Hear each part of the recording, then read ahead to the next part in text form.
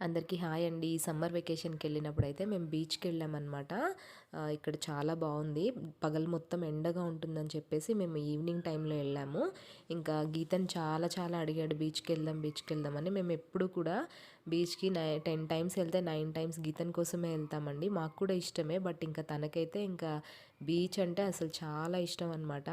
అసలు ఫేస్ చూడాలి గీతంది, హ్యాపీనెస్ అసలు బ్రైట్నెస్‌గా వెలిగిపోతూ ఉంటుందన్నమాట బీచ్‌లో. ఇక్కడ చూసారు కదండీ, సన్ సెట్ అనమాట, సన్ రైజ్ కాదు.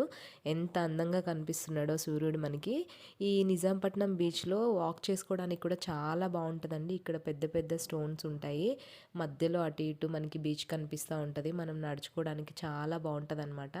మేము ఒక 45 మినిట్స్ అలా వాక్ చేసుకున్నాము. గీతను ఒక 15 మినిట్స్ అలా వాటర్లో ఆడుకున్నాడు. ఆ రోజు వాటర్ అయితే అంత క్లియర్గా లేవండి. మనము దిగి ఆడుకునే దగ్గర అయితే కొంచెం బాగా మురికిగా ఉన్నాయన్నమాట వాటర్, ఎందుకో తెలీదు. మేము అంతకుముందు వెళ్ళినప్పుడైతే చాలా క్లియర్గా ఉన్నాయన్నమాట. ఇంక ఇక్కడ బ్యాక్గ్రౌండ్లో ఫొటోస్ వీడియోస్ తీసుకున్నాము. ఇంక ఇక్కడ వదినకి నేనే వీడియో తీస్తున్నాను. ఇలా వస్తుంది చూసారు కదండి, మనకి సినిమాటిక్ వీడియో లాగా ఉంది కదా. ఇంకా గీతని ఇలా కూర్చొని చాలా ఫొటోస్ తీయించుకున్నాడు, అడిగి మరీ తీయించుకున్నాడు అనమాట ఫొటోస్.